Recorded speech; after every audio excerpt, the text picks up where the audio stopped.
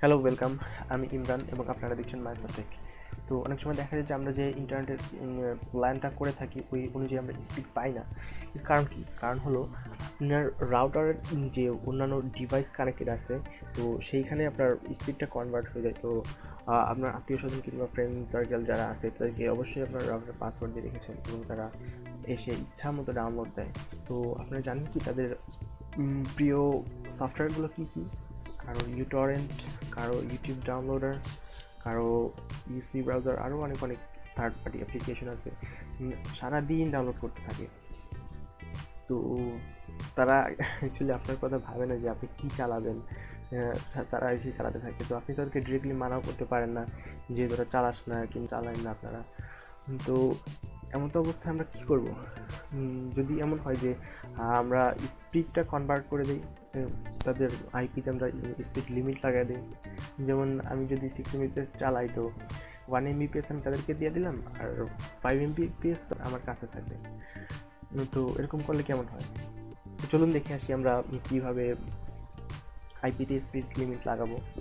তো সেটা করার জন্য আপনাকে যেটা করতে হবে, আপনার যে কোনো একটা ব্রাউজার ওপেন করতে হবে। তারপর আপনার ডিফল্ট যে টিপি লিঙ্কের যে ডিফল্ট অ্যাড্রেস 192.168.0.1 সেটাতে গিয়ে লগ ইন করতে হবে। তো অ্যাট ফার্স্ট আমরা আমার নেটের স্পিডটা টেস্ট করে রাখি কত আপনাদের দেখানোর জন্য। আমরা গুগলে সার্চ করবো স্পিড টেস্ট লিখে। ফার্স্টে যে ওয়েবসাইটটা আসবে দেখেন speedtest.net গিয়ে লোডিং হচ্ছে। তো এখানে স্পিডটা টেস্ট করলে অ্যাকচুয়ালি বুঝতে পারবেন যে আমি কত এমবিপিএসের প্ল্যান নিয়ে রেখেছি কিংবা কত এমবিপিএস চালাতেছি। তো এখানে এসে বিং টেস্টে ক্লিক করব।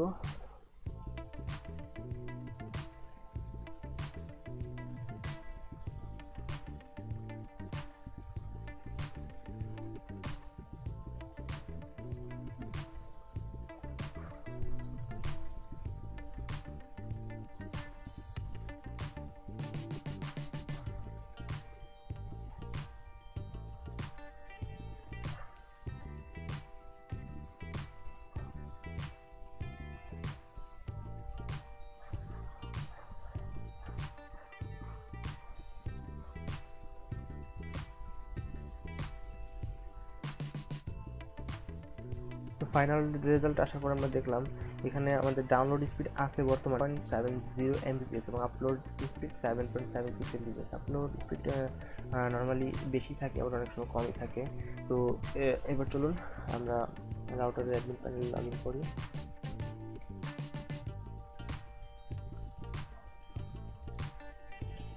লগ ইন করার পরে এখান থেকে আপনাকে যেতে হবে ডিএইচসিপি, তারপর ডিএইচসিপি ক্লায়েন্ট লিস্ট। এখানে দেখুন বর্তমানে আমার রাউটারে দুইটা ডিভাইস কানেক্টেড আছে। এক হলো আমার পিসি, দুই হলো আমার অ্যান্ড্রয়েড ডিভাইস যেটা। তো যেহেতু আমি পিসি দিয়েই করে দেখাবো, সেহেতু আমার এই পিসির যে আইপিটা আছে এটা আমরা কপি করব। এটাকে কপি করে দেন এইখান থেকে এই বাম পাশে দেখুন এই যে ব্যান্ডউইথ কন্ট্রোলে যাব। তারপর এখানে দেখুন আমার যে প্ল্যান আছে 6 Mbps এর, যখন আপনি ওপেন করবেন ফার্স্ট টাইম এখানে আসবেন, তো এই যে ইনেবল ব্যান্ডউইথ কন্ট্রোল এটাতে টিক দেওয়া থাকবে না। তো এটাতে আমি টিক আগেই দিয়ে রেখেছি, টিক চিহ্ন। তো আপনাদের যদি না থাকে তাহলে এটা দিয়ে নেবেন। তারপর সেভে ক্লিক করবেন, এটা রিফ্রেশ নেবে। রিফ্রেশ নেওয়ার পরে আপনারা রুলস লিস্টে যাবেন। তো এখান থেকে আর কি মেন কাজটা করতে হবে। তো সেটা করার জন্য অ্যাড নিউ এ ক্লিক করবেন। তারপর এখানে আইপি রেঞ্জ, যে আইপিটা কপি করেছেন সেই আইপিটা এখানে পেস্ট করে দিন।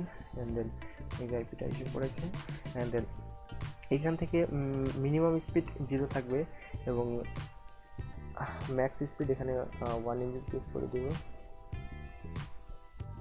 কিংবা আপনার ইচ্ছা মতো আপনার প্ল্যান অনুযায়ী আপনি দিতে পারেন। আমি 1 Mbps দিচ্ছি। তো এখানে সেভে ক্লিক করার পরে এটা একটা রিফ্রেশ নিল। তো এখান থেকে আপনি চাইলে এটা ডিলিট করতে পারবেন, মডিফাই করতে পারবেন, আপনার যা ইচ্ছা করতে পারবেন। তো নর্মালি এটা করার পরে এবার আমাদের স্পিডটা আবার টেস্ট করব। এখানে টেস্ট এগেইন দেখুন এখন স্পিড যতটুকু দিয়ে রাখছি ততটুকু শো করবে। এখানে দেখুন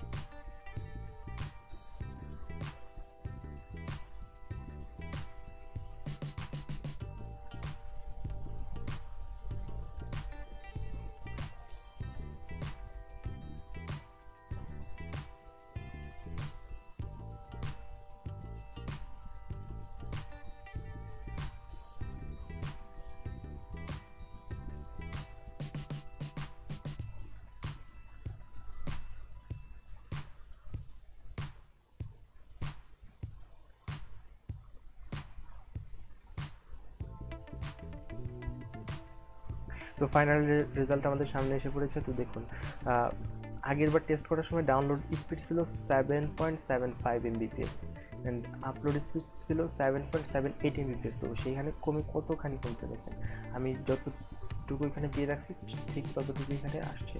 তো এভাবে আপনারা যে কোনো আইপিতে স্পিড লাগাতে পারবেন। তো বন্ধুরা, যদি আমার ভিডিওটি ভালো লেগে থাকে তাহলে give a Thums up and ভিডিওটি শেয়ার করতে ভুলবেন না। এবং ভবিষ্যতে আরও এরকম ইন্টারেস্টেড ভিডিও পেতে অবশ্যই চ্যানেলটি সাবস্ক্রাইব করুন। আজকের মতো বিদায় নিচ্ছি। খোদা হাফেজ, ভালো থাকবেন।